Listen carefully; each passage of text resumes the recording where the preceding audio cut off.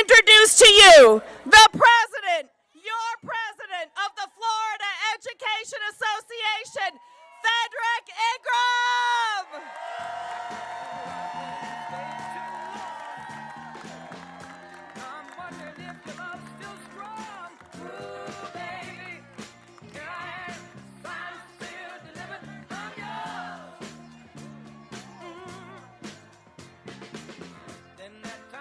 Florida!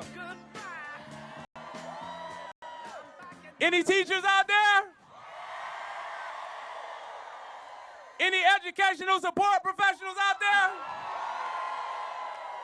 I know our college and university professors and instructors are out there. Any students out there? Anybody who cares about public education out there? You guys came, and you came in numbers. But before I start, let me just take a few moments to talk about Polk County.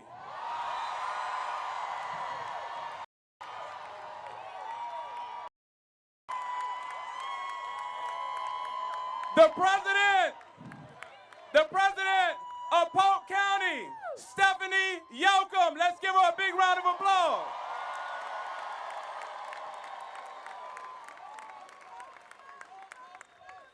Mr. Commissioner, you cannot intimidate us. Mr. Commissioner, you don't scare us. Mr. Commissioner, we came today to talk about our public schools in Polk County, in Miami-Dade, in Escambia, and everywhere else. Give her a big round of applause. Thank you for the solidarity across the state over the weekend as the FLDOE tried to keep us from coming here today. My folks, my Polk folk, showed up in force, and we are here with you today in Tallahassee to rally for public education. Thank you all for coming, and we so appreciate you. Today you're going to hear from some of the most important folks in America. But the most important voice is your voice. The most important story that you will tell is yours. We're those who love children every day. We're those who have given our lives to children every single day.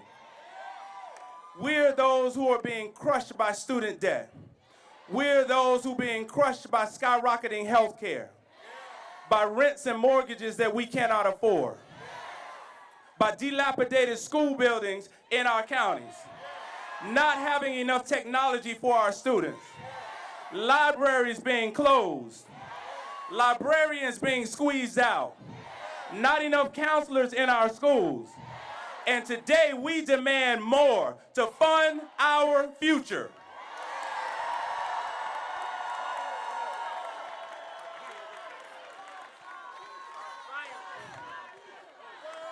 Future.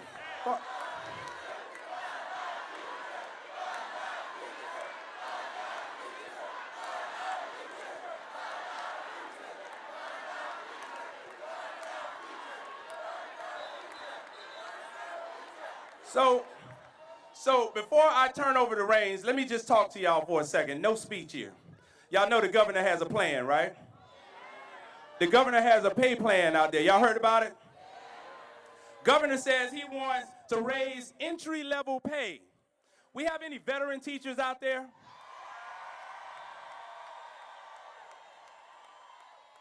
We have any custodians and bus drivers, mental health service workers, counselors? The governor's plan does not include you. The governor's plan leaves you behind. What we are asking for is for a 10% raise for every single school employee in the state of Florida.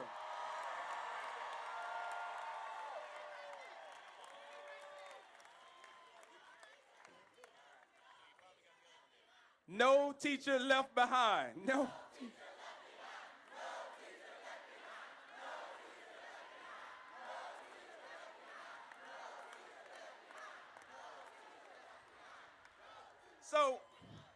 Today, we are demanding a decade of progress because we've had 20 years of disinvestment in our public schools.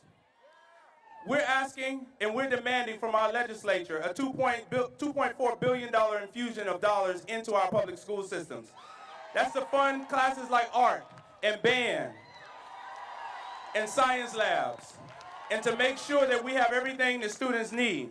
That $2.4 billion not only funds a raise for every public school employee, but it provides an opportunity for our students to learn at their maximum potential. And that's what we want for each and every child. So we have a coalition of folks out here, community folks, we have clergy, we have civic and social organizations, we have fraternities, sororities, we have students, retirees, we have everyone who, from the depth and breadth of this state. And all I want to simply say before I turn over the microphone is that I'm proud to serve as the president of this organization. I'm proud because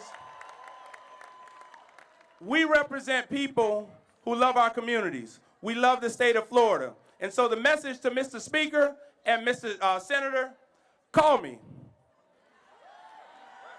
Call me. We want to talk. Mr. Governor, you get an A for effort. Thank you. Thank you for at least putting forth a plan. We appreciate that. We certainly do. But that plan needs some help. And we got a bunch of teachers out here who can help you with a lesson plan. Thank you all so much.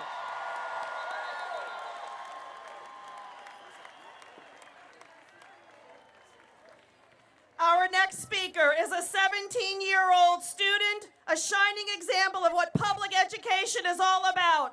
Sophia Torres is currently the student representative sitting on the Hernando County School Board and is making plans to attend the Florida Gulf Coast University in the fall to pursue a degree in music therapy. Please welcome Sophia Torres. Mama said, don't give up, it's a little complicated, all tied up, no more love, and I'd hate to see you waiting. Had to have hopes for living.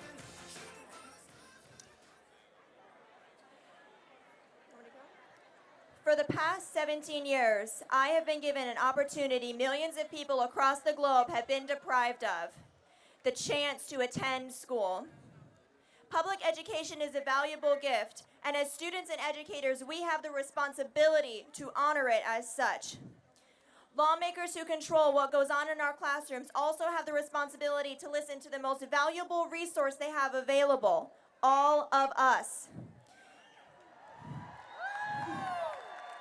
The only way that public education can be improved is through honest communication, and my public education experience, while it draws to a close, should not be the standard for future generations. The standard for students following the path I walk should be one that refuses to be defined by test scores, and one that exemplifies the very best we have to offer for the future of our country. My own experience in the Florida educational system has been one empowered not by data, but by teachers. Teachers who have sacrificed time and energy to ensure that my education needs are met, and they are the ones who deserve to be honored. Both of my parents are teachers, and with their experience combined, they have been teaching for over 60 years. They equip our future, and they make our future. I will be forever grateful for teachers who have made it their mission to care for me and other students like me in all different walks of life. Until lawmakers and legislators mandating benchmarks understand precisely what is going on in Florida's classrooms, we will continue to fight the battle of education versus data entry. Restoring intimacy in the classroom is the key to overcoming barriers that the state has set before us. And as C.S. Lewis once said, the task of the modern educator is not to cut down jungles, but to irrigate deserts. Today, we recognize the accomplishments continuously being made by teachers and students alike, and today we stand for education.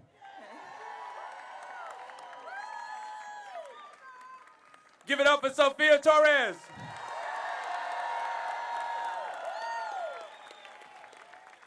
Is Leon County in the house? Is Leon County in the house?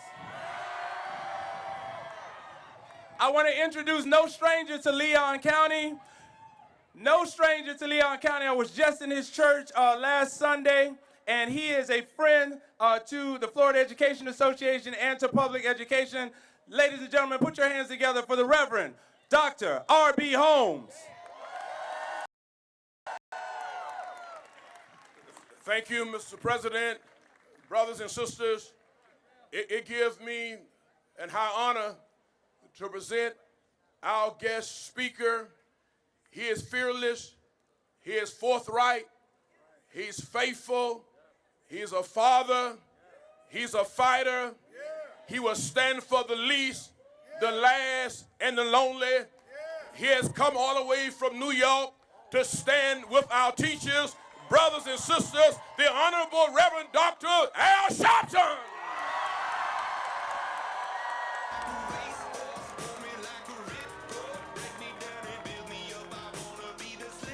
Thank you. First, let me thank our brother and leader, Frederick Ingram, for bringing us together. Give Fred a big hand. I'm honored to join Randi Weingarten. I'm honored to join Lily from NEA.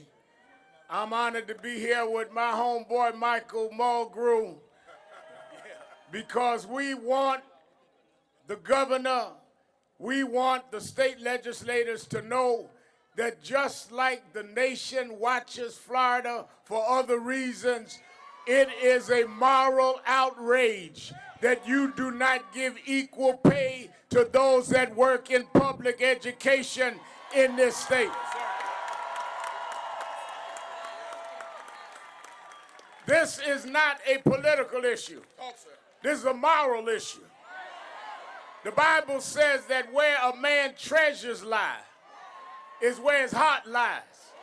How can you have a heart for the children if you won't pay the teachers and pay those that work in the schools?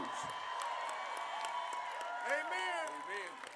I wonder if the tourists that come to Florida know that you're number 47 in teachers' pay. I wonder if those that spend money on your beaches know that there was as high as 3,000 classrooms that didn't have certified teachers. And those that clean up in the schools are not getting wages that will help with their family. It's time for Florida to stand up and stand out and represent what's best in this country.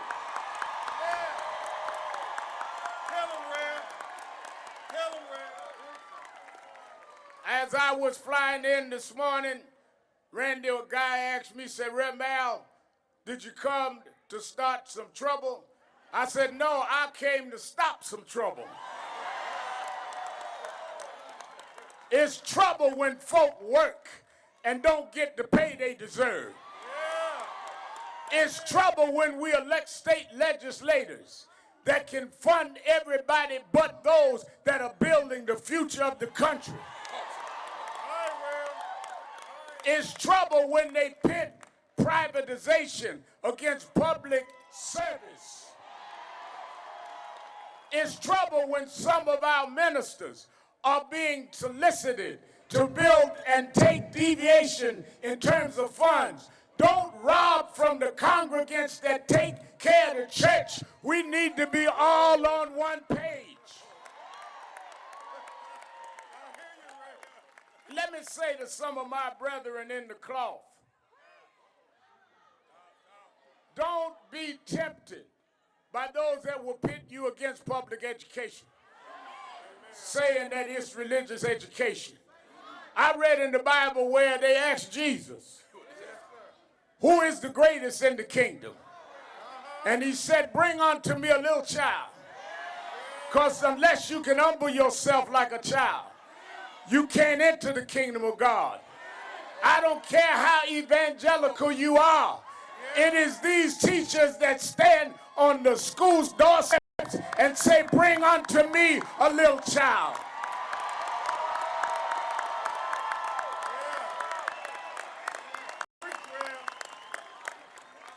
I grew up in Brooklyn, New York. My father left when I was young, when I was in elementary school. But my public school teachers were my father. I come from a broken home, but I didn't have broken teachers. They taught me that I could be somebody. They understood my sociology before they taught me my biology.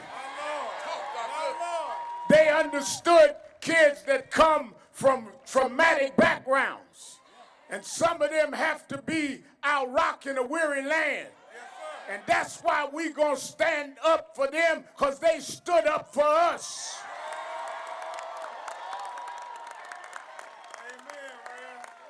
Look out your window, state legislators. They're blacks, they're whites, they're Latinos, there's Asians, there's gays, there's straight. This is what America looks like.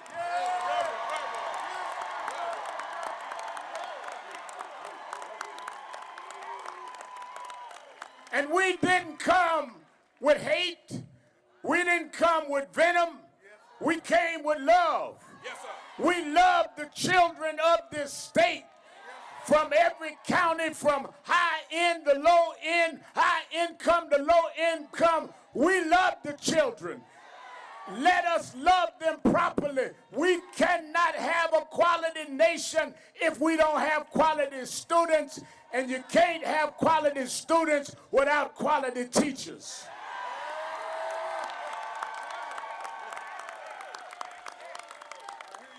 So I told Brother Ingram that I would be here, that I would stand with Reverend RB Holmes and Tolliver and other clergy to challenge all of us to be the best of us. We can deal with politics later. We can deal with our differences later.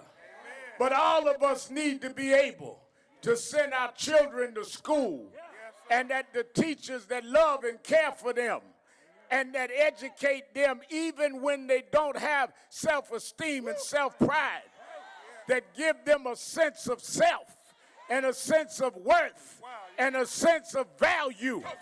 And they comfort them when no one will comfort them. We come for them. That's why it's amazing to me that they say this is state.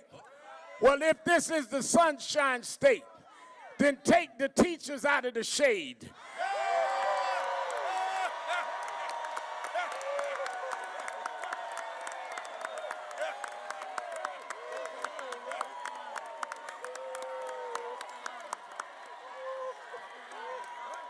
If this is the Sunshine State, let the sun shine for public school students from one tip to the end. Let the sun shine on kids that can't afford to go to private schools. Let the sun shine for those that are not chosen for special selected charter schools. Let those that mop the floors and those that clean the cafeteria, let the sun shine.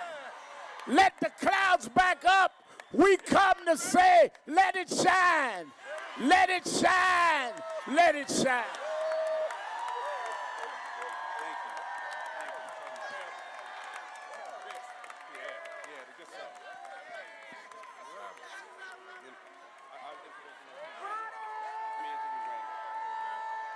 Yes, sir. Give it up for the Reverend Al Sharpton.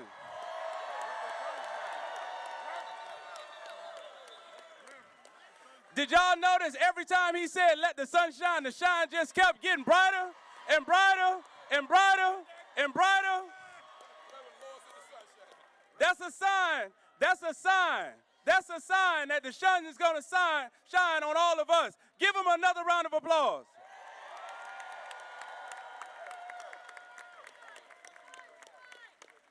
Ladies and gentlemen, I want to introduce to you a young lady who needs no introduction but certainly deserves one.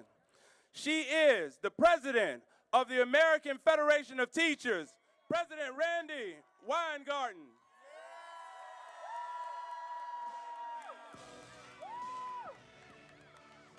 So, I'm not sure a teacher can follow a preacher. But I'll try. Let's just say thank you to Reverend Sharpton again for being with us and bringing us the sun. So, this is a which side are you on moment. 90% of Florida's children attend Florida's public schools. Parents choose public schools in Florida. And like all this sea of red is saying, it's time to make those public schools the schools our children deserve, and the schools where our educators have the tools and respect they need for our kids to soar. So the question that this Brooklyn educator is asking all of you Floridians is simply this: will the legislature stand with parents and educators and students of this state that want to fund public schools, or will they walk away from us? And we are here today because we represent hope. We represent the sun. We represent faith. And we represent together the universe of public education, where together our voices will not be silenced or denied.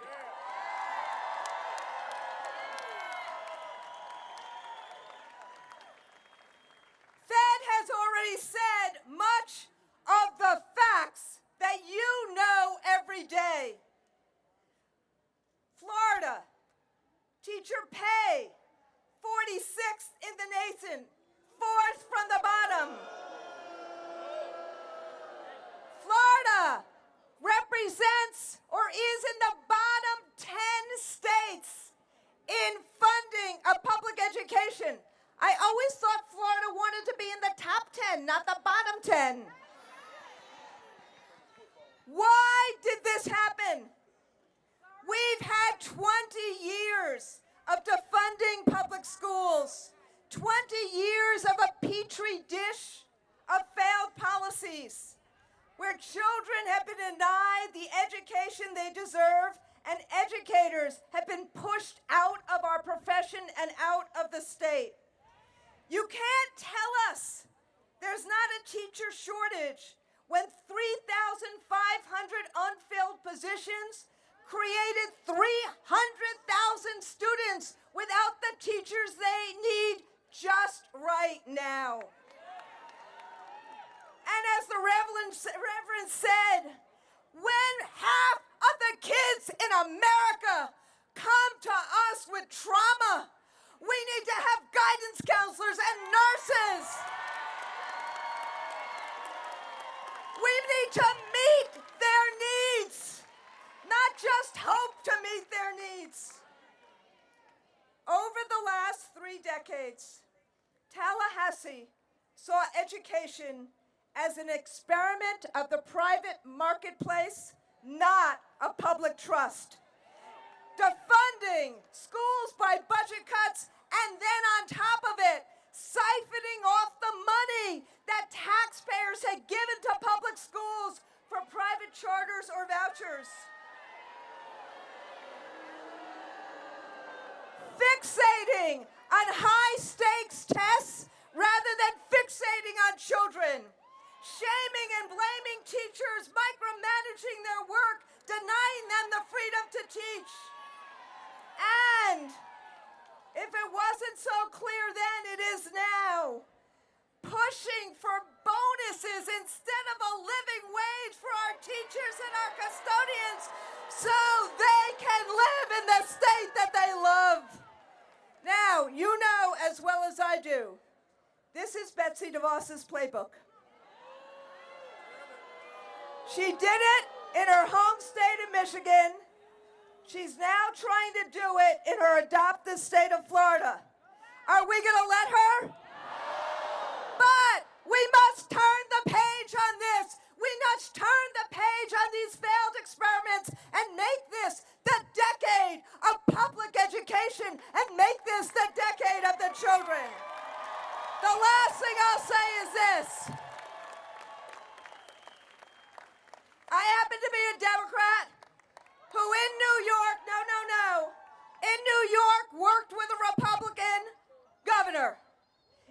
Massachusetts, our members have worked with the Republican governor to make sure that we got the best aid package in a generation.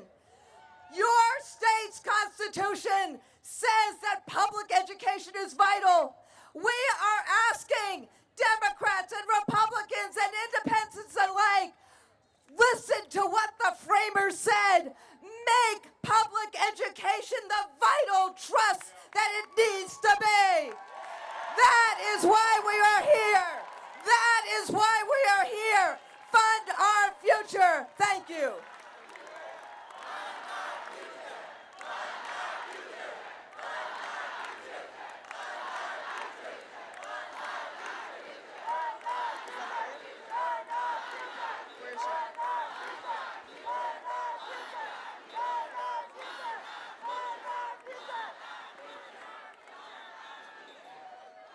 Zanani Johnson is a fourth-year student majoring in psychology at the University of West Florida. In her freshman year at UWF, Zanani founded the Emergency Housing Assistant Program, which provides free housing and assistance for students experiencing homelessness or are at risk of homelessness. Zanani is the current chair of the Florida Student Association and is a longtime advocate on behalf of students in the state university system. Please join me in welcoming Zanani Johnson.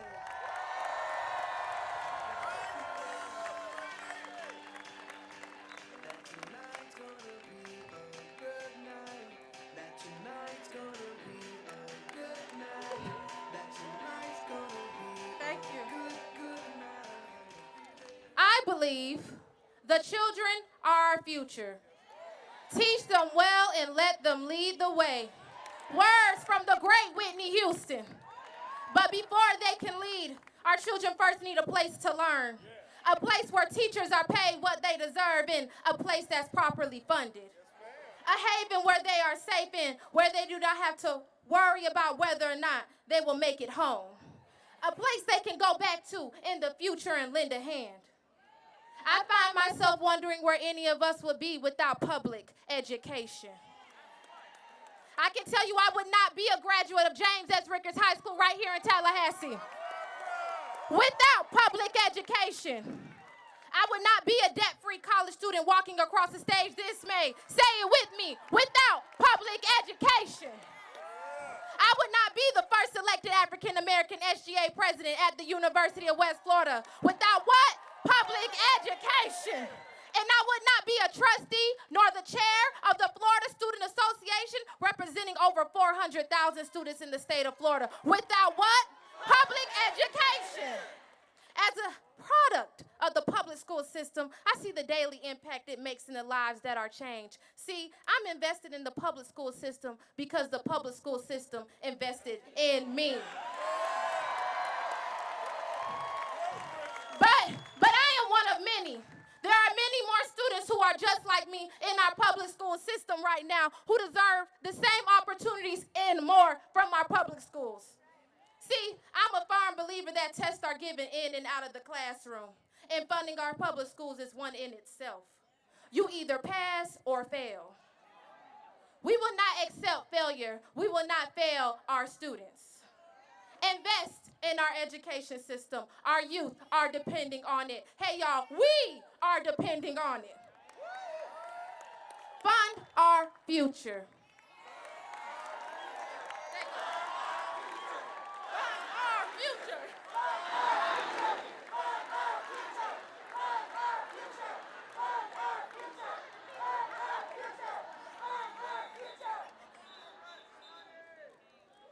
Our next speaker is a very familiar face to us here in Florida and a fighter for public education.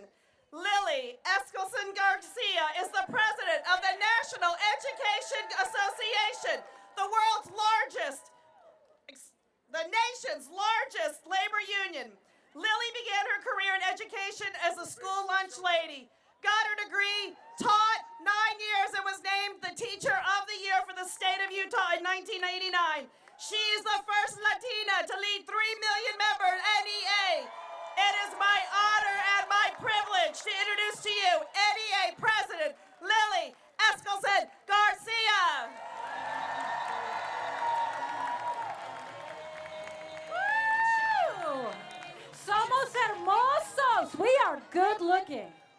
Red is your color. I'm just telling you, give me your tired, your poor, your huddled masses, and we can have a faculty meeting at any school in Florida. You are about to make history in the best way possible. You are about to have your voice responsible for making something better in the life of a child, to demand this legislature do its homework. Let's see who's already been doing their homework all these years. Let's take a poll. How many of you personally take work home every night to grade papers, to call parents, to plan something? If you personally pulled money out of your own pocket to buy supplies for your students, if you personally are a billionaire, I am shocked. I am just so shocked. But as Randi was saying, Betsy DeVos is a billionaire. Let me tell you why we bring her name up. Because she represents a national agenda of defunding the programs that help our most vulnerable students. Special education, English language learners, reading programs for children in deep poverty. Education is our national community good. It is our social justice safety net.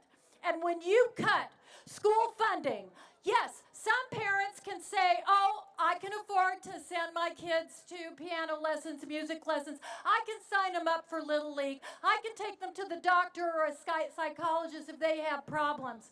More and more and more of your students and my students do not have that ability. If they don't get what they need in a public school, they don't get what they need. And so, billionaires, why are they always billionaires?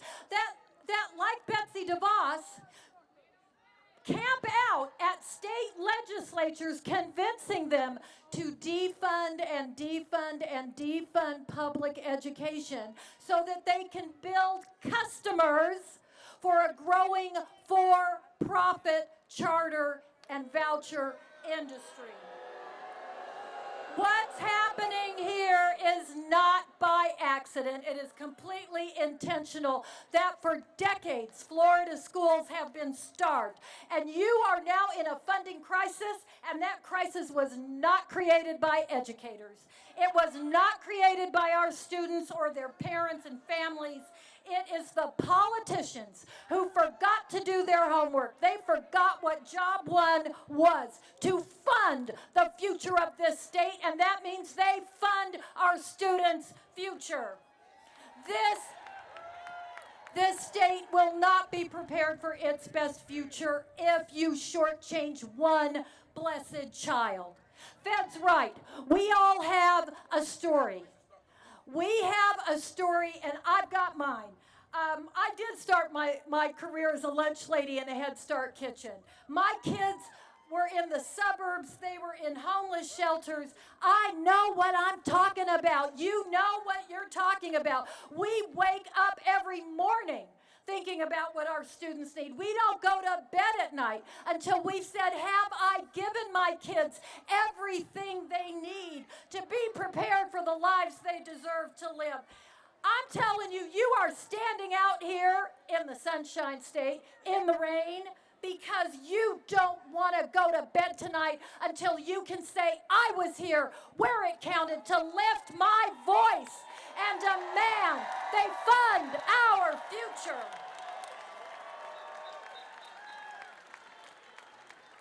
My experience with powerful people is they don't like to listen because they think they know everything.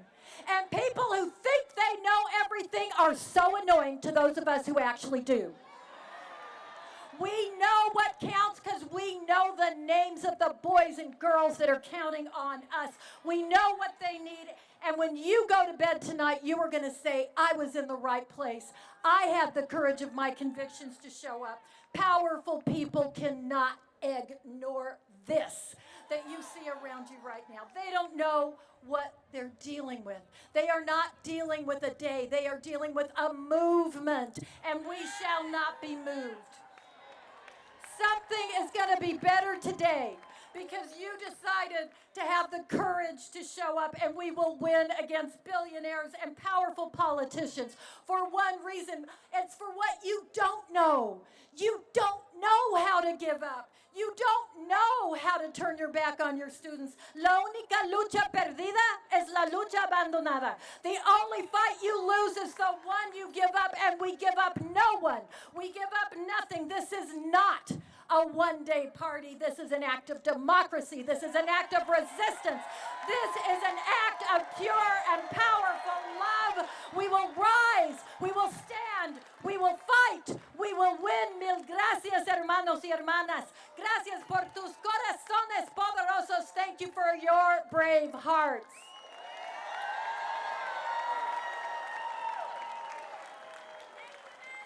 All right. Hello, everyone. I am Andrew Spar, Vice President of the Florida Education Association. I also happen to serve as Secretary-Treasurer of the Florida AFL-CIO, and let's give it up for all the unions in the state of Florida who are here with us today. Let's give it up for the parents, the students, the faith leaders who have joined us here today.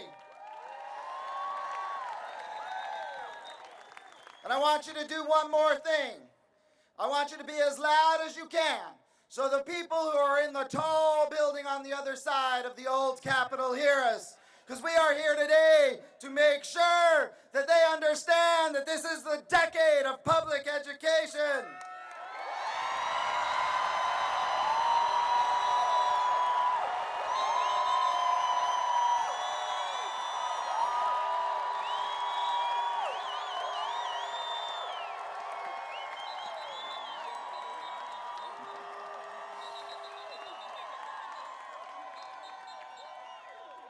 We have some dynamic speakers here next, and our next speaker is the president of the Student FEA. He is a student at Florida A&M University, located just over on the other hill. He is president of our statewide organization, which is geared towards professional development and mentoring opportunities for our aspiring educators. So please join me in giving a warm welcome for Jairus Williams.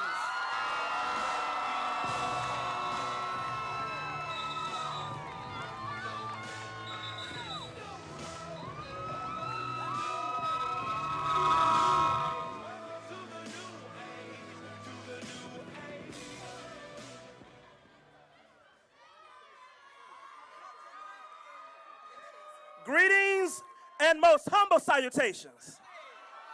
I am Jairus Williams, a third-year elementary education scholar at Florida Agricultural and Mechanical University.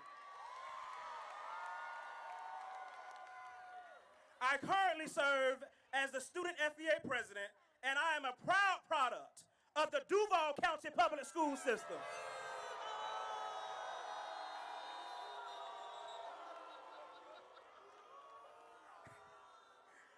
Parents, educators, community members, national and state leaders, students, aspiring educators, we are gathered here today to fight for our public education, something that is near and dear to every one of us.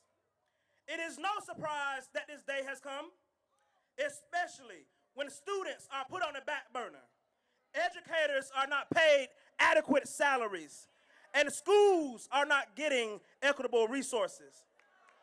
Moreover, we knew this day was coming when we realized that Florida is the #1 in the decline of K-12 funding since 2008. But that is why we are here right now today to demand that our politicians and our governor fund our future.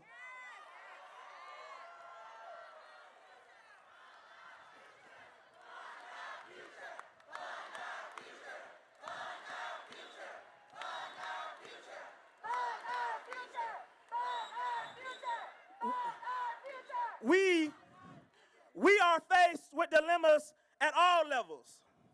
But in spite of, we keep moving forward. In spite of there being a growing teacher shortage, in spite of thousands of children not having qualified teachers in their classrooms, in spite of schools not getting funding they need for repairs, in spite of Florida's class sizes growing, in spite of students spending too much time taking high-stakes tests, in spite of parents sending their children to school daily and worrying about their safety, and in spite of being threatened to lose our jobs if we attended this rally today,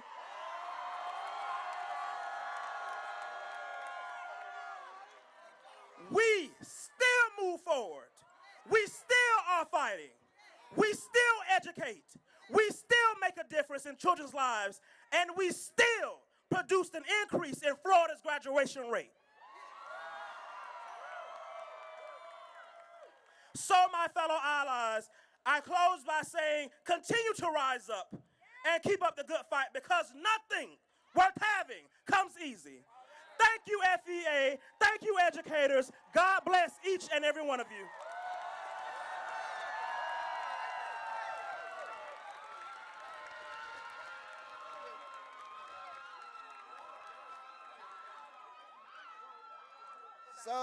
So I think you heard earlier that apparently a lot of New Yorkers retired to the state of Florida.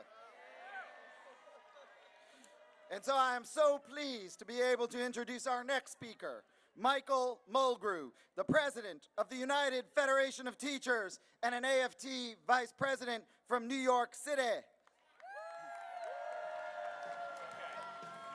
Michael spent 12 years as a classroom teacher at Brooklyn's Williams E. Grady High School, where he also served as a UFT chapter leader.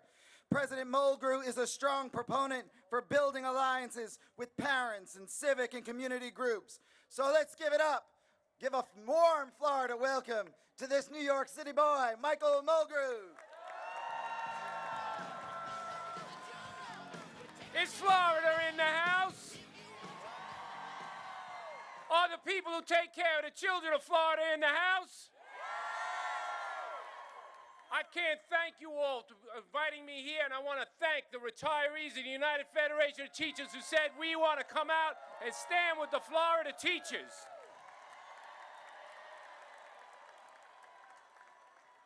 I am honored and proud to be here, but it is another sad day in the history of our country, is it not? It is another day where we're going to have to teach those elected officials the lessons they did not learn. Now, if you asked any one of them who come here to work, they would tell you the most important public building in the state of Florida is right behind me. No. The most important public buildings in the state of Florida are the buildings you go into each and every day.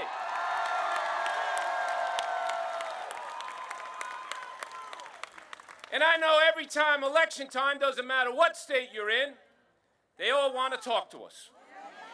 They love to come and talk to us. And some of them are good folks, but so many of them, they only talk to us at that time, don't they all?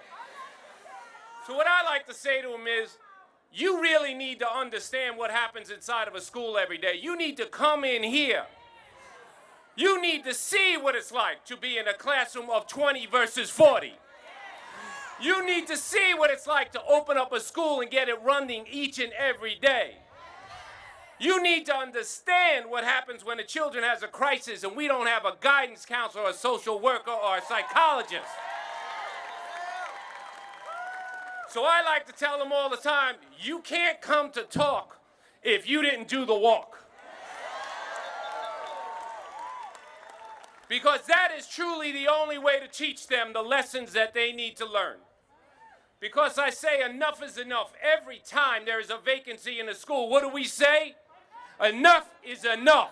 Every time a school has a child who doesn't get an art education, what do we say? Enough is enough. Every time there's another oversized class, we say, enough is enough. Every time a teacher has to work a second and third job, we say, enough is enough. And every time they come to us to talk, we say, enough is enough. Because we are here to tell them it is the decade to fund our future. Thank you, Florida, for being here. Thank you for standing up for the children. Fund our future. Fund our future. Fund our future. Fund our future. Fund our future. Fund our future. Our next speaker is a parent and an 8th grade English and journalism teacher at Crystal River Middle School right here in Citrus County, Florida. She is also a founding member of and serves as the chair of the Florida Education Association's Republican cadre. Please welcome Susie Martin. What doesn't kill you makes you stronger. Stand a little taller. Doesn't mean I'm lonely when I'm alone. What doesn't kill you makes you fighter. Good afternoon, Tallahassee. How are you guys feeling? I would like to welcome all the teachers, education staff professionals, higher ed professionals, parents, students, faith leaders, community allies, and others who support public schools today. My name is Susie Martin. I'm a public school teacher. I am a proud parent of a public school student, and I am the chair of the Republican Educators Cadre for the Florida Education Association. During the past year, members of our Republican cadre have been working with leaders in FEA to help build relationships with lawmakers on both sides of the aisle, to help ensure that our public schools and those who learn and those who work in them are getting the support they need. I am here in Tallahassee to speak up for public schools and here to help set the expectations for lawmakers that we have this legislative session. We need them to know that we are here.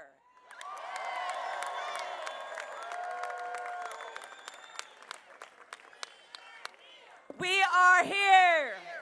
We are here. We are here.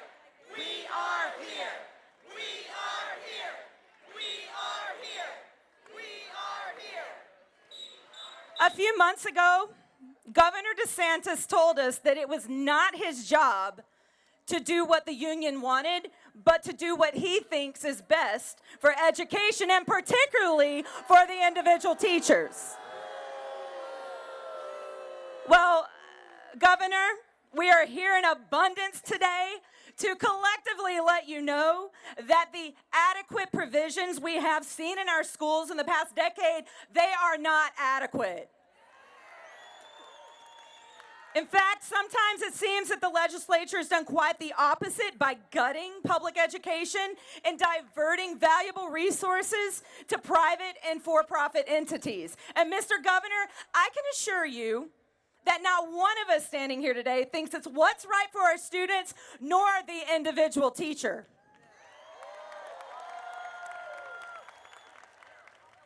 Advocating for teacher pay because of an extreme teacher shortage is not and should not be a partisan issue.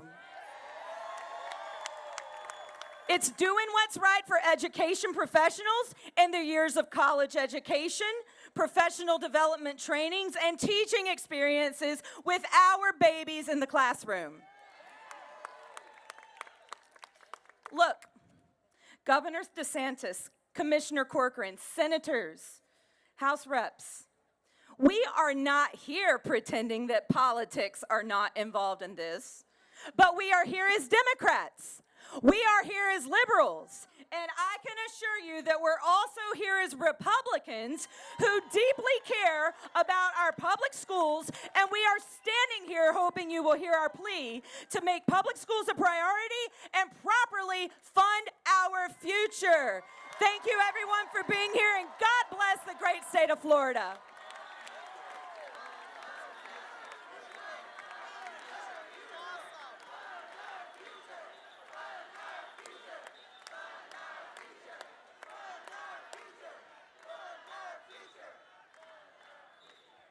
Our next speaker joins us from Manatee County. He is an attorney, a school board member, and a pastor with a lifelong interest in public education.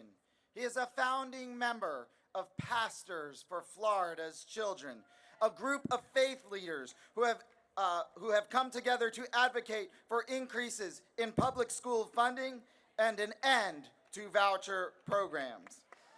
He is currently pastor of Mount Zion AME Church in Port Tampa. Please join me in welcoming the great Reverend James T. Golden.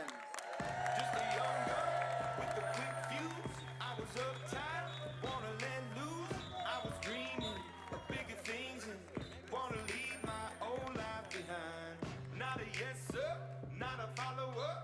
Fit the box, fit the mold, have a seat.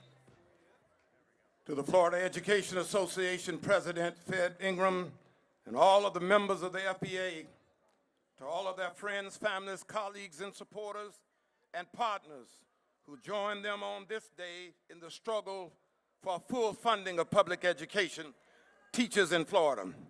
I bring greetings and support from the Pastors for Florida Children Incorporated. We are honored and humbled to be a part of this historic day, and we fully and determined lend our voices to your Fund Our Future campaign. This is a particularly meaningful day for Pastors for Florida Children, also because we as an organization of faith leaders are for the first time joining our brothers and sisters among you who are teachers, librarians, administrators, bus drivers, custodians, food service workers, maintenance crews, crossing guards, and resource officers, and who, like myself, are members of local school boards, but who are also deacons and missionaries and stewardesses and prayer partners and pastors. We are all here today to raise our voices.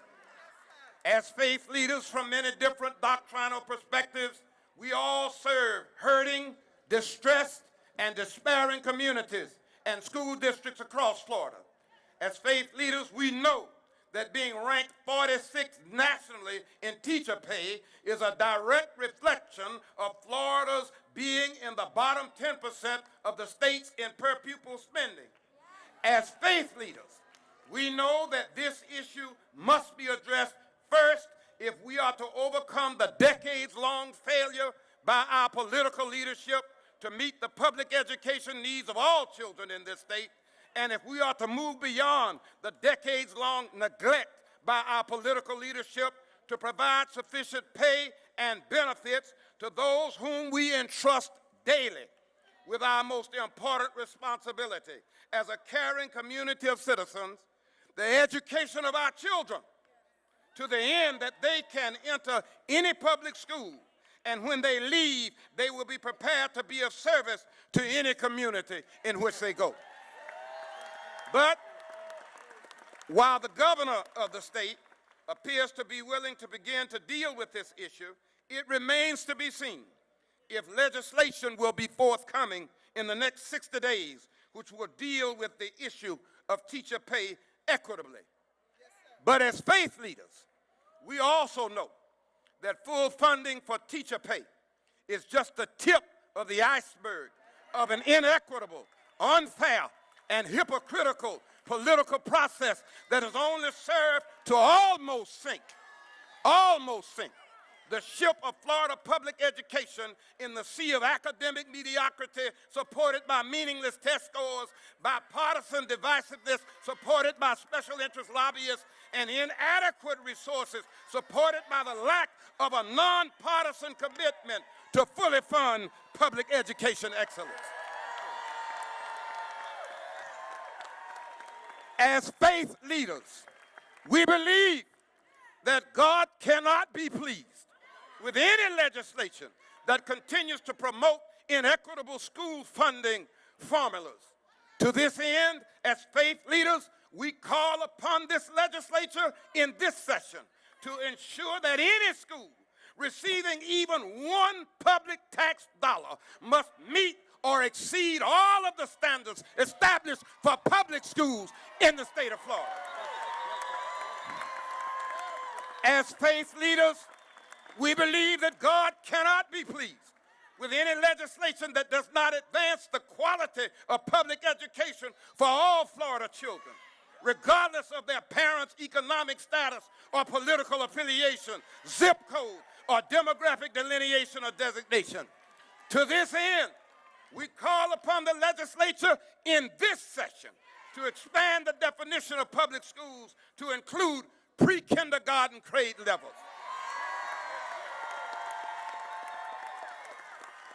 Finally, we as faith leaders believe that God cannot be pleased with legislation that seeks to undermine the constitutional power and authority of local school boards. To this end, we call upon the legislature in this session to cease and desist in its efforts to impose term limits on school board members and to cease and desist in its efforts to limit the ability of local school boards to use millage increases to overcome the harsh impacts of an ever-growing number of state legislated unfunded mandates. Pastors for Florida Children believes that these three legislative accomplishments in this upcoming 60-day session would be immeasurably helpful to public education in Florida. Our children and their parents would be hopeful. Our teachers and their support staffs would be encouraged. And we cannot help but believe that God Almighty, who sends the sunshine and the rain, would be pleased. Thank you all, and to all, a good day.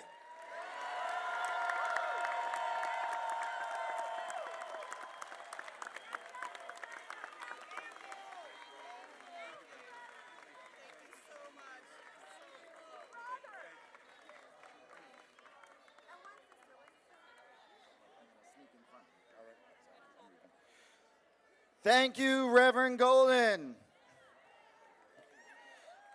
Our next speaker is a world language teacher at Suncoast Community High School in Palm Beach County. She is a parent with a very compelling story.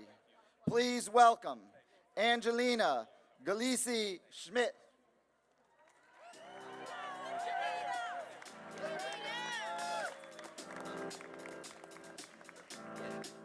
I got this feeling inside my bones.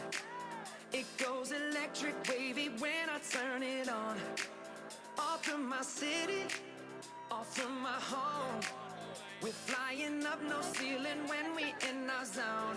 I got that sunshine in my pocket, got that good soul in my feet. I feel that hot blood in my body when it drops. Hi, everybody. Let me start saying something that's gonna fire you up. Teachers don't do anything, they say. Teachers have it easy, they say, and keep insisting. My name is Angelina Galesi Schmidt. I'm in my third year teaching, and I am here before you today to share my story, in hopes that I too do not become part of the teacher shortage statistics. Yes, that is correct. Most new teachers will leave the teaching profession within their 3 to 5 years in the field. Why? You wanna know why? I will tell you why. One, as a first year teaching, you find yourself running around campus from class to class. In addition, you have to complete monthly reflections on a computer-based system. A computer guiding me my first year? Yes, that's right. Where is the human touch? The answer was, no funds to have paid mentors. How dare we think to ask our retired teachers if they can nurture our avid passion for education when they too are swamped with work and still making the same salary for the past 10 and more years. Number two, As a second-year teacher, you continue to find yourself running around campus and getting involved in diverse activities, from field trips, sponsoring clubs and organizations, the vast amount of meetings that we have to attend. While all this is happening, you're testing. You're passing your tests, you're passing your GKs, your math, your English, you're passing your educational exams, and yes, every single exam came out of your pocket.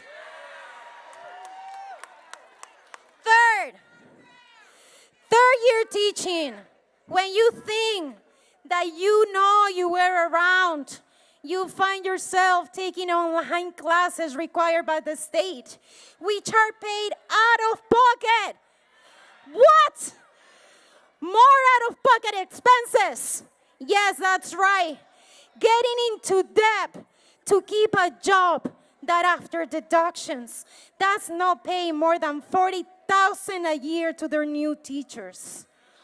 This third-year teacher in front of you today decided to take an extra teaching class to be able to pay for that certification online course. Yes, I did. I went out of one of my 2-period plannings to find out that I needed to serve a colleague for a vast quantity of hours. So there it went my only left planning period. So this third-year teacher in front of you taught from 7:30 to 2:40 without a planning period for an entire semester. Lastly, to add the cherry on top of my story, I'd like to share with you all today that according to the state of Florida, both of my kids qualify for free and reduced lunch based on my teacher's salary, and due to my working hours, I'm still required to pay after-school services for both of them. At the moment, we still live shame.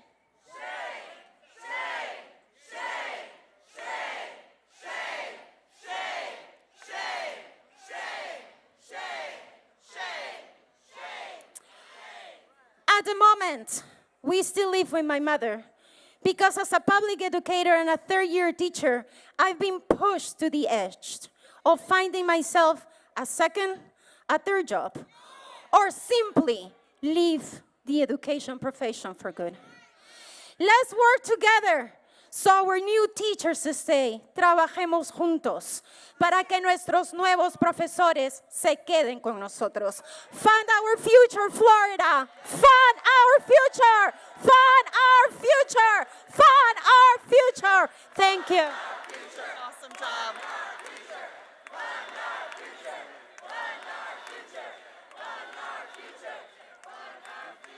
Our next speaker is the parent of 2 high school students in Hillsborough County Schools. Hillsborough! And a graduate of that same school system. Damaris Allen serves as president of the Hillsborough County Council, PTA and PTSA, and is the youth ministry director at the St. James United Methodist Church. Please welcome Damaris Allen.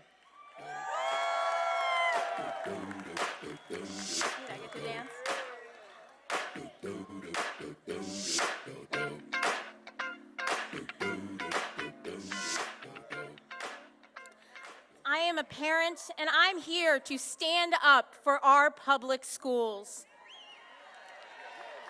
And as I stand here before you today, I can't help but think that it's appropriate to take a page from the book of one of the greatest child advocates I can think of, Mr. Rogers. In his acceptance speech for the Lifetime Achievement Emmy, he encouraged the audience to take a moment and think of those who have loved you into being. When I do this, I can't help but think about educators. As a product of Hillsborough County Public Schools, I can think of countless educators who loved me into being. Mrs. George was my 8th grade guidance counselor, and she believed in me before I was able to believe in myself. Mr. Mack, my algebra teacher, helped me to see that I was a smart kid and I was capable of so much more than I thought possible. My children are now students in the same Hillsborough County public school system, and they too are being loved into being. Mr. Florio instilled in them a love for music. Miss Troop gave them love and comfort when they were going through a difficult time. And Miss Hamlin was able to bring out the best in both of my boys. These educators made it clear that children are to be valued and seen as more than a grade on a page or a high-stakes test score. I have always been taught that if you want to see what people value, you look at where they spend their time and their money. And for far too long, our budget has indicated that education is not a priority in Florida. Our children deserve the opportunity to be loved into being. Our educators need the tools and support to be successful. When we invest in our public education, we are not only investing in the future of Florida, we are investing in the future of our nation. To our legislators, I say, think for a moment of the educators who have loved you into being. Honor their investment by investing in the future. Next time you vote, pause and take a moment to channel Mr. Rogers and remember the people who loved you into being and invest in our future.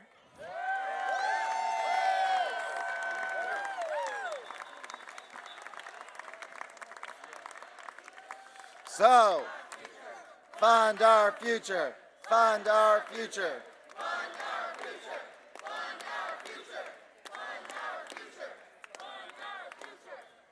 We have had so many great speakers and we're down to the last few.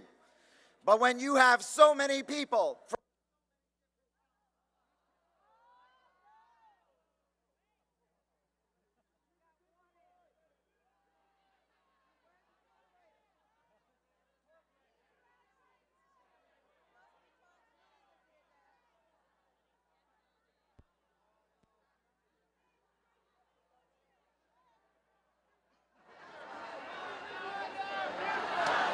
future, fund our future, fund our future, fund our future, fund our future, fund our future, fund our future, fund our future, fund our future.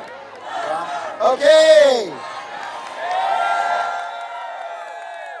So we are coming down to the last few speakers. But when we have so many people who care about public education from different walks of life, it is important that we give everyone a voice to talk about our public schools, including our colleges and universities. State funding losses do not only affect K-12 education. Our next two speakers represent our higher education family of FEA, NEA, and the AFT. The president of the United Faculty of Florida, Karen Morian, is a proud product of Florida public schools and our state university system. And she now teaches at Florida State College in Jacksonville. She leads the fastest growing division of FEA. Please welcome President of the University of Faculty of Florida, Karen Morian.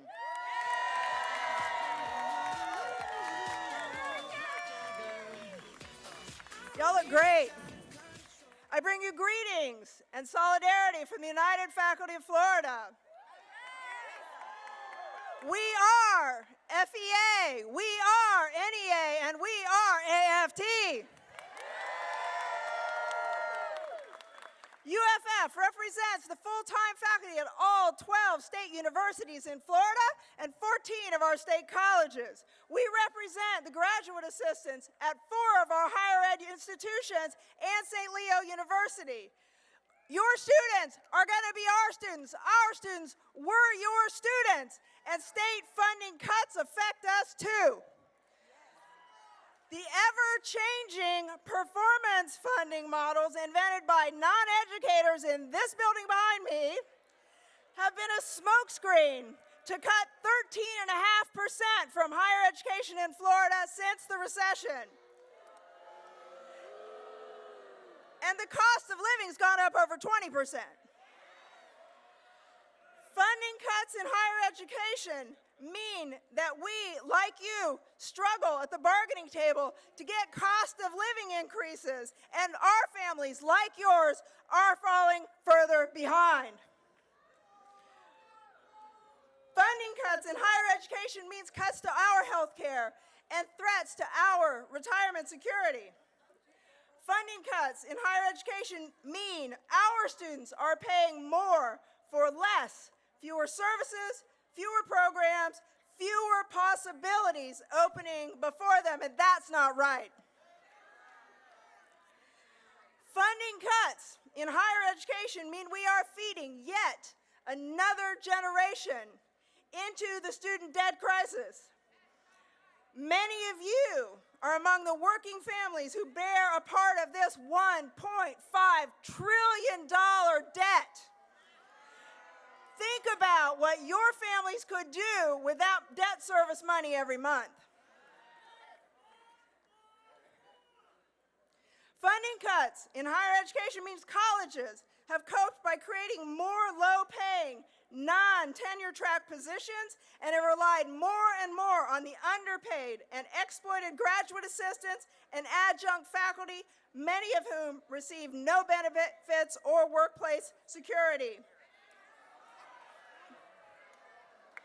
Funding cuts in higher education mean tuition for Florida families sending their children to college went up by almost 60% before the current caps were created. Now, that shortfall is being made up by levying huge fees on our students. To give you more information about these fees and how they're impacting our students' lives, it is my pleasure to introduce to you a member of the UFF Steering Committee, the president of the Graduate Assistants United at Florida State University, my friend and our union sister, Adela Gadimi.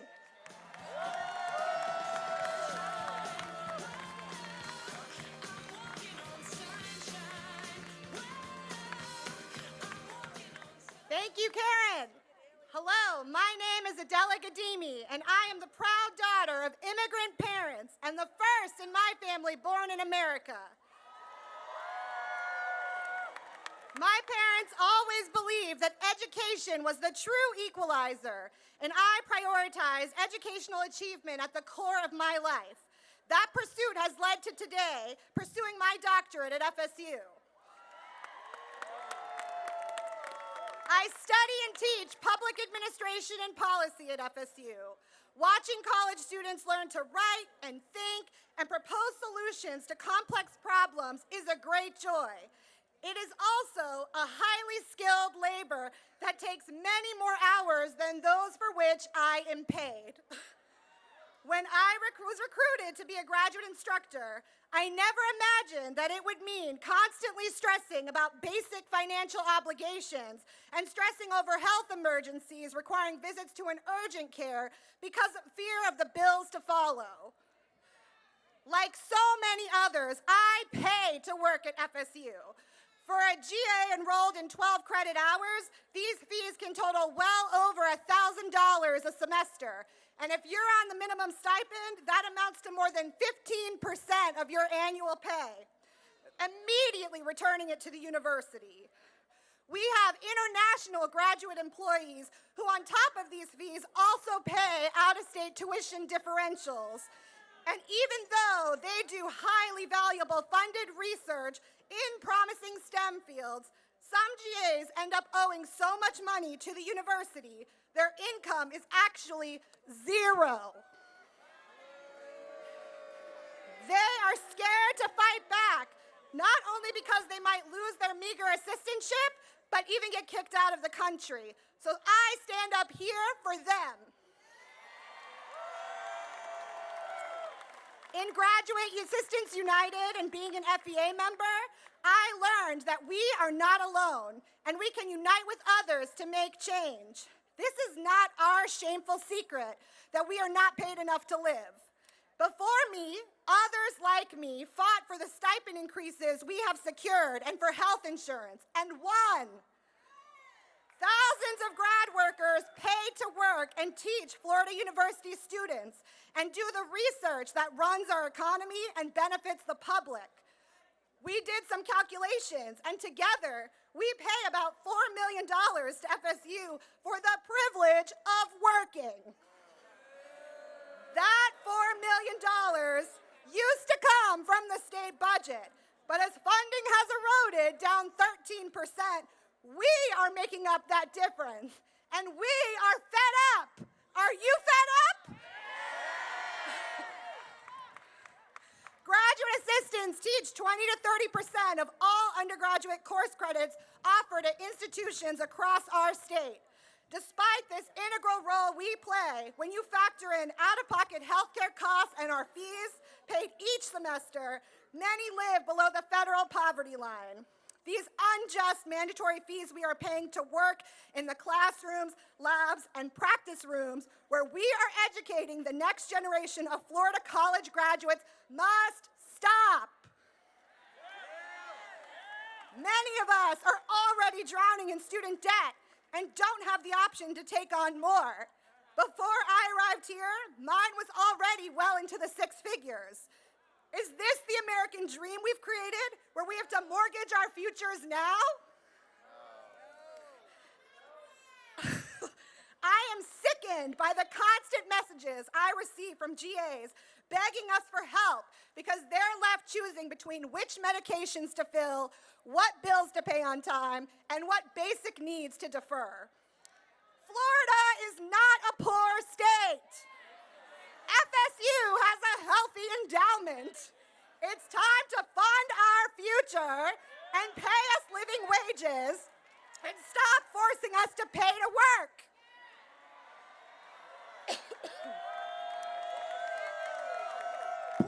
Please share an image from today with the hashtag #NoFeesToWork. Support the bills HB 819 and SB 1320, which would eliminate these fees. We are counting on you, and you can count on us. So repeat after me: no fees to work, no fees to work, no fees to work, no fees to work. Thank you.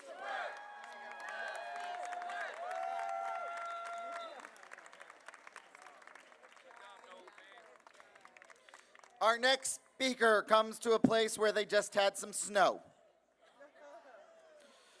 He became president of the Chicago Teachers Union in 2018. He spent 12 years as a classroom teacher, teaching social studies. In October, Jesse Sharkey led the union through a strike that won significant victories, including resources for homeless students, hard caps on class size, a nurse and a counselor for every school, and a raise for all educators. Please give a warm Florida welcome for Chicago Teachers Union President Jesse Sharkey. It might seem crazy what I'm about to say. All right, Florida, how we doing? I was gonna say, we're getting towards the end here, and I was gonna say you've saved the best for last, but maybe it's more like that little bit of spinach that you push around your plate because you don't really want to eat it, and then it's over kind of on the side. So that's me, that little bit of spinach. I'm not the most gifted orator, and like some of our speakers, I can't call for sunshine at the appropriate spot in my speech. In fact, I'm from Chicago, and when I start speaking, it usually starts to snow.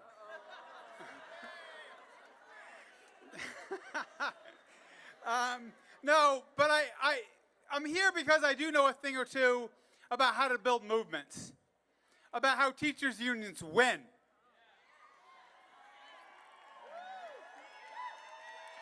Because that's our aim, right? Our aim is to win. And I know that maybe you've seen in the news the Chicago teachers struck side by side with members of SEIU, education support workers, and maybe more importantly than that, oh, that was important, maybe more importantly, with parents, with students, with members of the education community. And we fought to defend the interests of public schools and our students, and to unlock the potential, the human potential of the next generation in our society. So I came halfway across this country because we got a base hit, that's true, and now we're on base. And I'm wearing my baseball hat because it's up to you guys to get a hit and to bring us home. Our education struggles are connected, sisters and brothers and union siblings. Teaching and learning in our country is not about blue cities and red states. It's about right and wrong. It's wrong to starve schools of needed funds while the wealthy get tax breaks. It's wrong that students lack librarians or nurses, or when they feel trauma, they lack a social worker. And it's wrong that teachers go in their own pockets to buy supplies and are disrespected and paid too little. It's right that we're standing up to this injustice.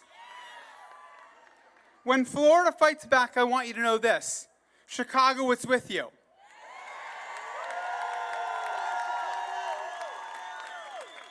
Our whole country is with you. An injury to one is an injury to all, in the words of the old labor movement, and we need to inscribe that slogan back in the consciousness of all who care for justice. Our job is to build a movement that cannot be ignored, and we base it on 3 basic ideas. And the first is that we must invest in public schools.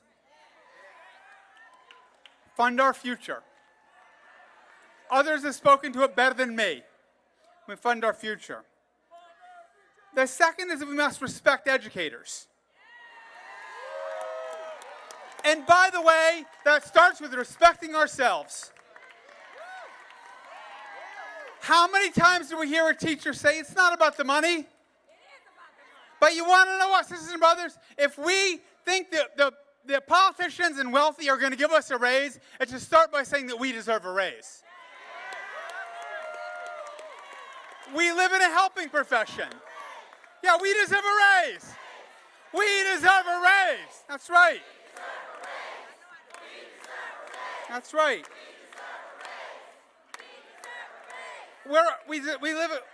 We live in a helping profession, a self-effacing profession, a profession that sacrifices our own interests for the needs of others. But there's no virtue in being a doormat for the most powerful interest in our society. We are being laughed at, and we're being walked over by people who can afford and know to do better. And it is going to end only when we stand up and hear our own voices. So we're going to start by respecting ourselves. So that's the first thing, invest in public schools. The second thing is respect educators. But here's the third thing. We are the ones, sisters, brothers, union siblings in this movement, we are the ones with the interests and the means that defend public education. Let's say it together. We are the ones. With the only ones in our society. With the interest and the means to defend public education. I'm not saying there's no one else who will defend public schools. There are a lot of small groups. There's the faith community, which is important. There's parent organizations. There's community organizations. But teachers, we organize in every school and every community across our entire state. We are millions. We are relatively well-funded. And when we move, we can move society. And there are people who are more powerful. The people who run the school system are more powerful than us. But a long time ago, they stopped having the interest to defend our schools. A long time ago, they started trying to dismantle public schools. The very people who think about that. The very people who run public schools are trying to dismantle public schools. And parse them out to privatized charter operators who are politically connected, and don't have our students' interests at heart. And that means that the only ones with both the means to and the interest to defend public schools are the people who are right here. And here's the other piece of good news. We're doing it. From West Virginia to Kentucky to Oklahoma. From LA and Oakland to Chicago and New York. This is a movement for educational justice. Lift up our voices. For black and brown students as well as white. For poor and unfortunate as well as the wealthy. For the rural and inner city as well as suburbs. We will not be ignored any longer. We have a responsibility to build our movement. We are a sleeping giant, sisters and brothers. Yesterday we woke up. Today we shook off our slumber and stretched our legs. Tomorrow we will move our society. And if the powers that be and the politically powerful do not heed our call and do not give us what we need, will we turn around and go back to sleep? No. We will stand up and keep fighting. Someone who loves Chicago teachers very deeply told me that this is not an everyday occurrence in Florida, where we get this kind of a rally together. And I said to myself, why not? I kind of like this. Because you know what? It is not always the first time you knock on the door that the door opens. We have walked against difficult weather and against headwinds. We've walked up steep hills. We do it every day in our classrooms. And so we know resolve, and we have a resolve to win. And we're going to fight, and we're going to build this movement until educational justice rolls like thunder across our society, rolls like thunder in our schools. You go back in your classrooms.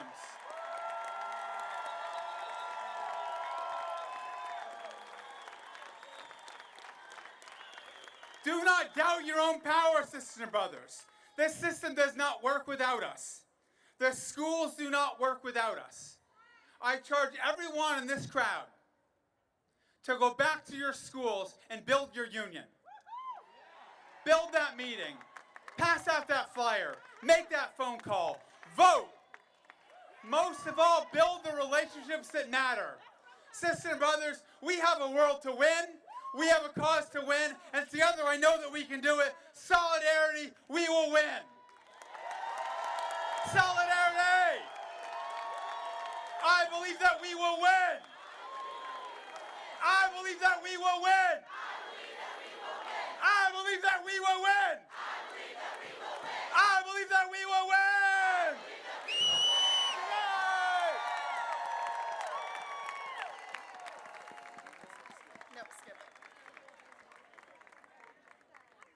Our next speaker was elected to the Orange County School Board in 2018 after a campaign fully run by current and former public school students. Previously, she served as an advanced placement Spanish teacher at Orlando's Colonial High School for 19 years and was the 2017 Teacher of the Year for Orange County Public Schools. Please welcome Orange County School Board member Johanna Lopez.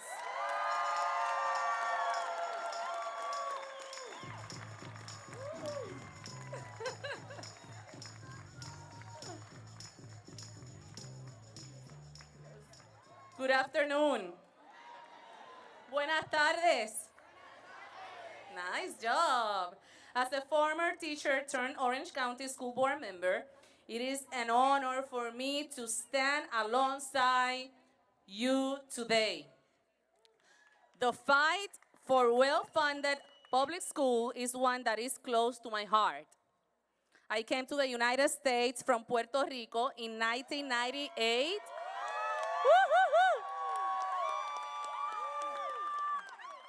Quickly, despite not knowing any English, I got involved at the local community high school, Colonial High, a Title I school where the student body is currently 74% Hispanic. I started as a volunteer and then became a substitute teacher, until eventually I was offered a position as a full-time Spanish teacher.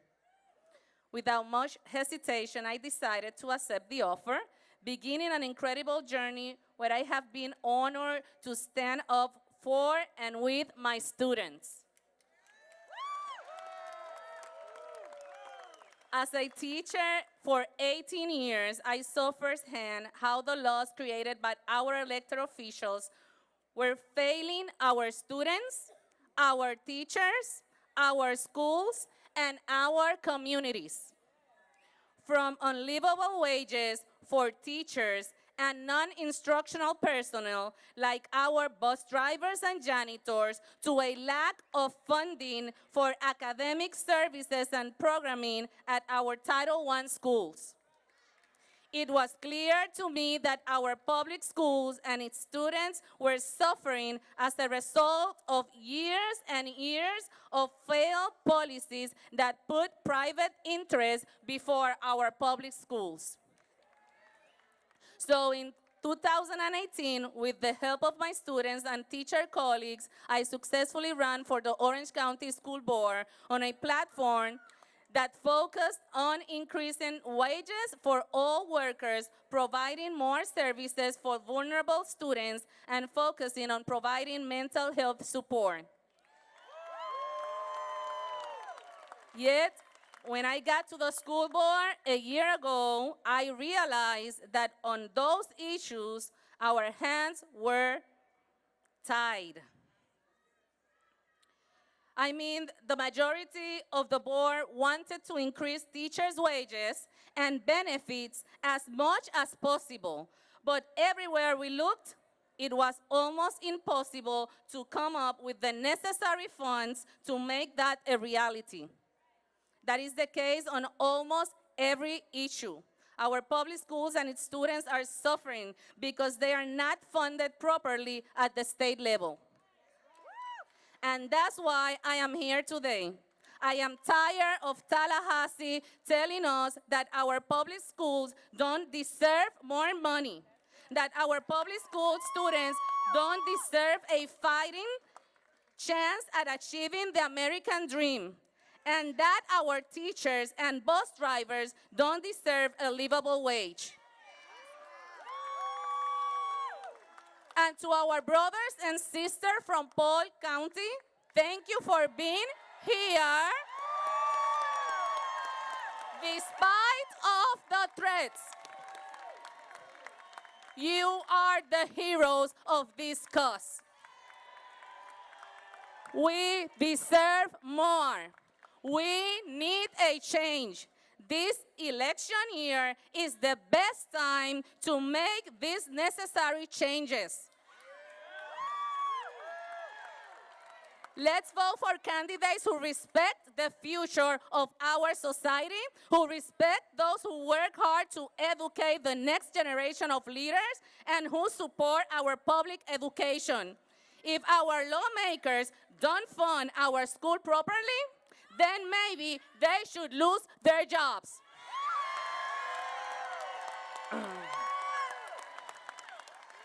Teachers, this is once for you. It's time to take over Tallahassee. Take on Tally. Take on Tally. Take on Tally. Thank you.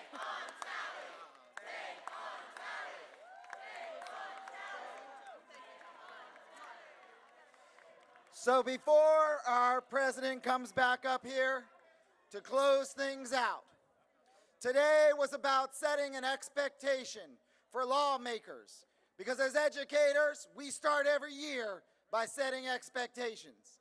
They start their work tomorrow. The governor will give his State of the State address tomorrow, and they will have to answer to the expectations we set out here today. But it doesn't stop here. On your ride home today, take out your cell phones. Get on social media. Text your colleagues. Take out a paper and pen. Write your lawmakers. Tweet at them. Post to their Facebook page. Don't let it stop here. And now, the president of the Florida Education Association, Frederick Ingram!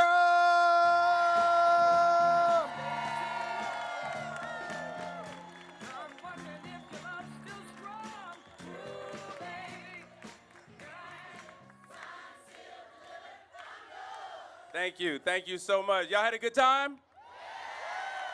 I didn't hear you. Did y'all have a good time? Listen, I want to thank a few people. First of all, I want to thank our signers and our friends from the Florida School for the Deaf and Blind. Thank you, Brent. For those who don't know, the Florida School for the Deaf and Blind, they are our members. They are our colleagues.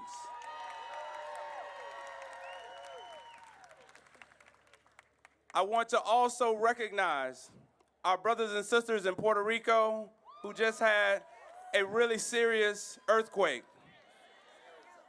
a series of earthquakes. And I want to recognize our brothers in the southeastern corner of our country because they had a series of tornadoes and bad weather. So I want you all to think about the folks that are in their public schools.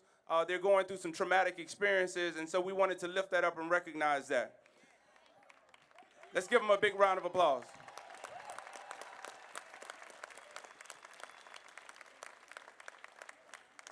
While we were here today, the House and the Senate Education Committees met to discuss you. They were discussing vouchers. They were discussing charters. They were discussing the governor's pay plan today. We are not keeping a secret anymore. We are letting the country, the state, and more importantly, your community know that we are doing the best job we can under duress. We're being squeezed by administrators who believe in CYA because of a broken accountability system and a testing system that is not right. We're being squeezed by class sizes that are busting at the seams in some counties. We're being squeezed by some buildings that are dilapidated and in need of repair. We're being squeezed because we don't have the proper pay to ensure that we can take care of our own families. And so you have a challenge today. Your job is to be an informant to your community. Your job is to know that tomorrow the governor of this state, Ron DeSantis, will bring forth what's called the State of the State Address. He will be talking about you. He better.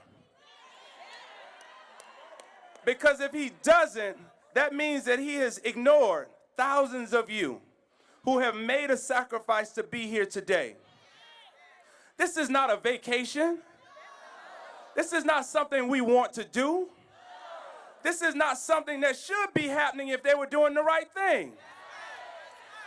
We came here because we have the freedom to assemble, because we have the right to protest, because the First Amendment protects our voice.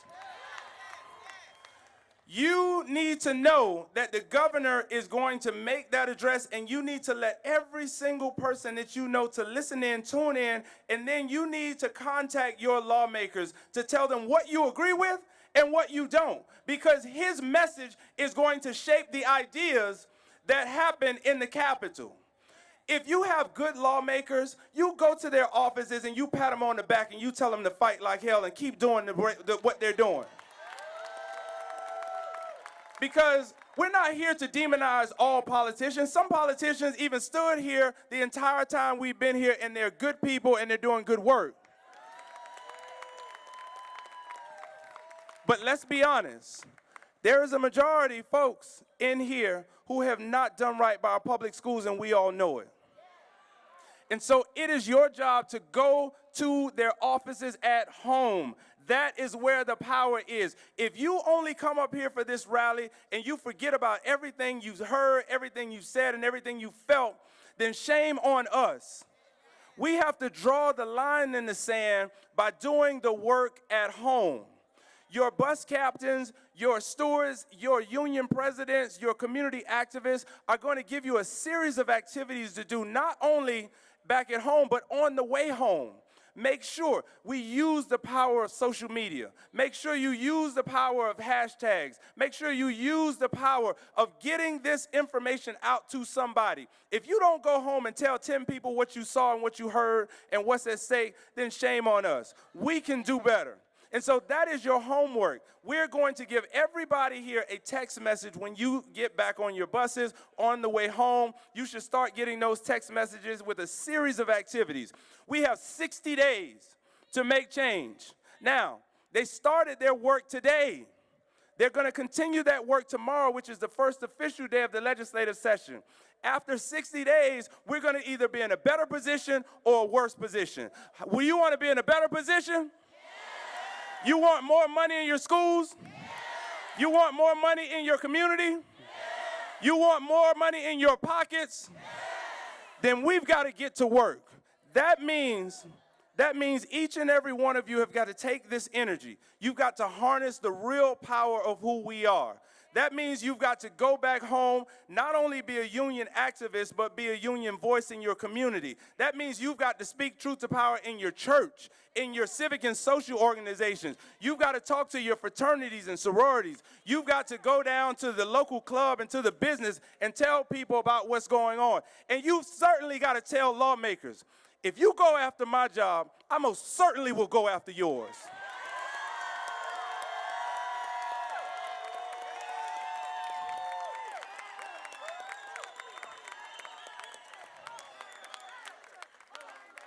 We know how to vote.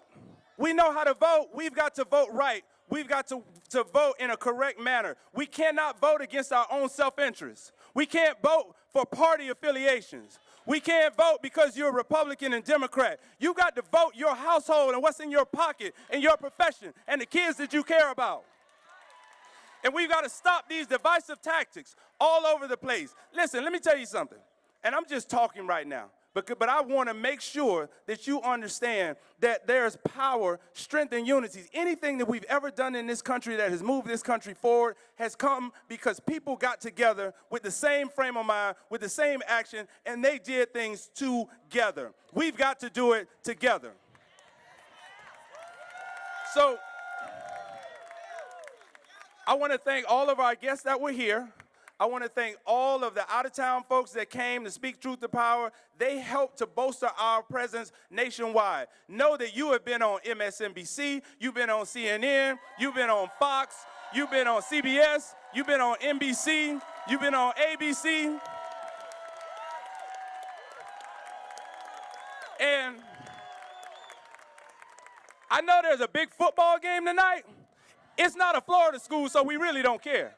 But I will tell you this, the #1 story in America is the Florida teachers and educational staff professionals that came up to speak truth to power.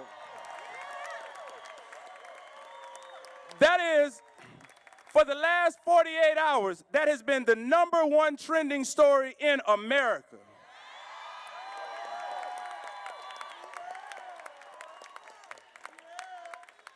We've got work to do. Everybody repeat after me. We've got work to do. We've got work to do. We've got work to do. And if we want change, we've got to work. If we want change, we've got to work. If we want change, we've got to work. Fund our future. Fund our future. Fund our future. Fund our future. Fund our future. Fund our future. Fund our future. Fund our future. Give yourselves a big round of applause.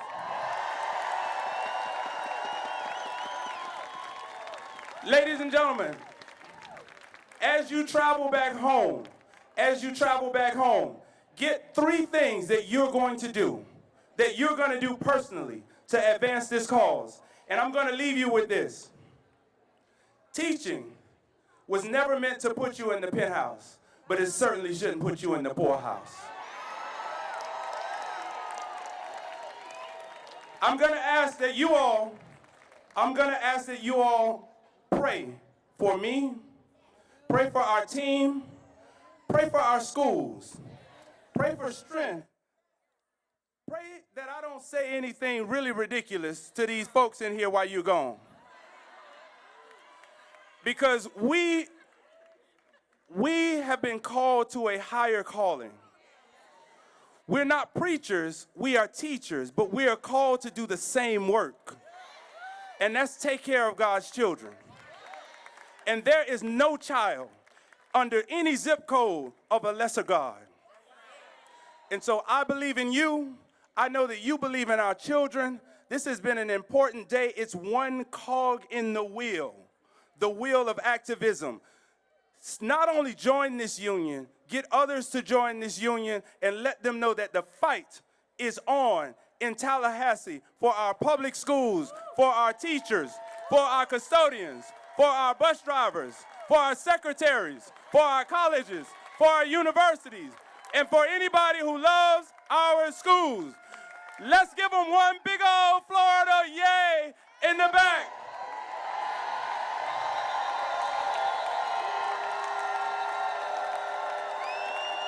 You can do better than that. They can't hear you. They can't hear you. Come on.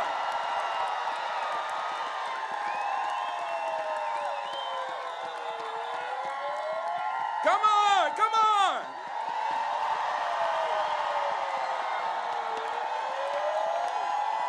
Yeah.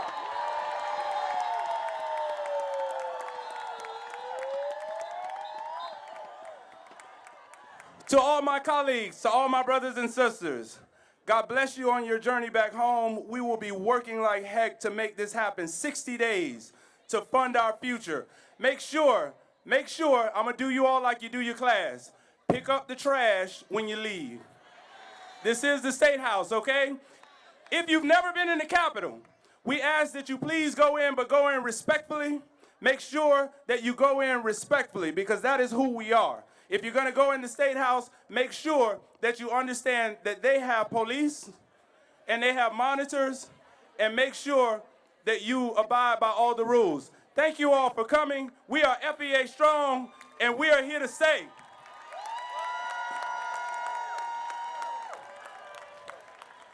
Carpe diem, seize the day. Thank you all very much.